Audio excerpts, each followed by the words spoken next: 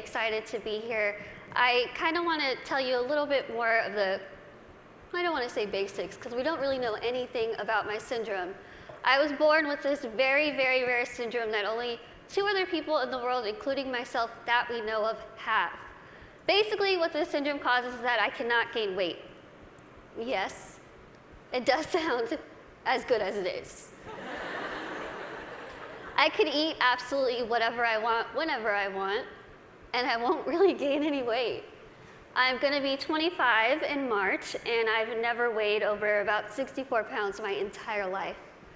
When I was in college, I hid, well, I didn't hide, everyone knew it was there, but it was a giant tub of Twinkies, donuts, chips, Skittles, and my roommate would say, I could hear you at 12:30 reaching under your bed to get food. But I'm like, you know what? It's all right, I can do these things. Because there are benefits to this syndrome. There are benefits to not being able to gain weight. There are benefits to being visually impaired. There are benefits to being kind of really small. A lot of people think, Lizzie, how in the world are you saying there's benefits when you can only see out of one eye? Let me tell you what the benefits are, because they're great.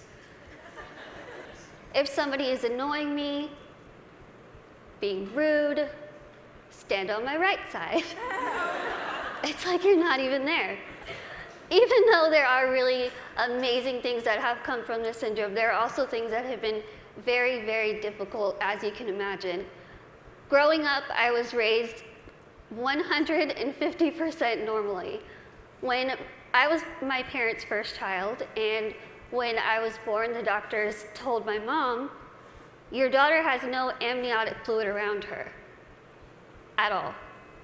So when I was born, it was a miracle that I came out screaming. The doctors told my parents, we just want to warn you, expect your daughter to never be able to talk, walk, crawl, think, or do anything by herself. Now, as first-time parents, you could think that my parents would say, oh no, why? Why are we getting our first child to have all these unknown problems? But that's not what they did. The first thing they told the doctor was, we want to see her, and we are going to take her home and love her and raise her to the best of our abilities. And that's what they did. I credit pretty much everything that I've done in my life to my parents. My dad is here with me today, and my mom is at home watching. Hi, Mom. She's recovering from a surgery, and she has been the glue that's held our family together and giving me the strength to see that she's going through so much, but she has this fighting spirit that she's instilled in me, that I have so proudly been able to stand in front of people and say, you know what, I've had a really difficult life, but that's okay. That's okay. Things have been scary, things have been tough. A lot of people just wanted to have absolutely nothing to do with me, and I couldn't understand why. Why? What did I do? I didn't do anything to them. In my mind, I was still a really cool kid. So I had to go home and ask my parents, what's wrong with me? What did I do? Why don't they like me? And they sat me down and they said, Lizzie, the only thing that's different about you is that you're smaller than the other kids. You have this syndrome, but it's not going to define who you are.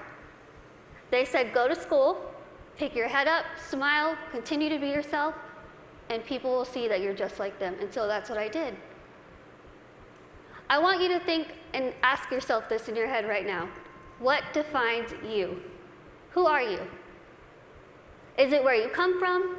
Is it your background? Is it your friends? What is it? What defines who you are as a person? It's taken me a very long time to figure out what defines me. For so long, I thought what defined me was my outer appearance.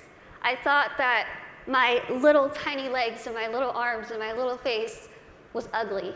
I thought it was disgusting. I hated when I would wake up in the morning and I was going to middle school and looking in the mirror, getting ready and thinking, can I just scrub this syndrome off?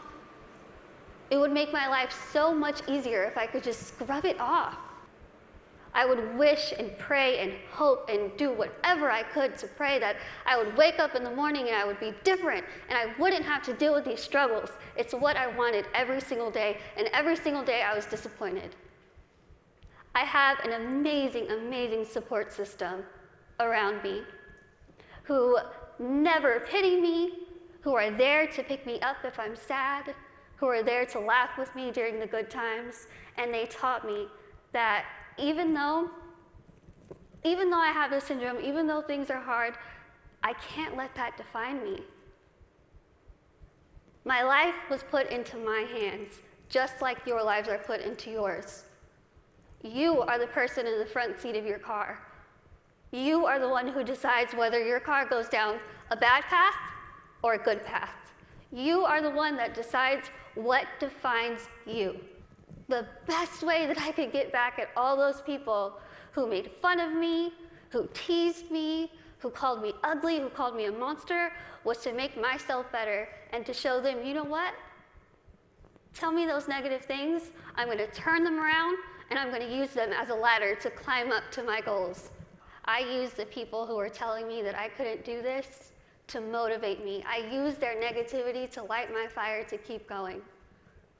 Use that. Use that.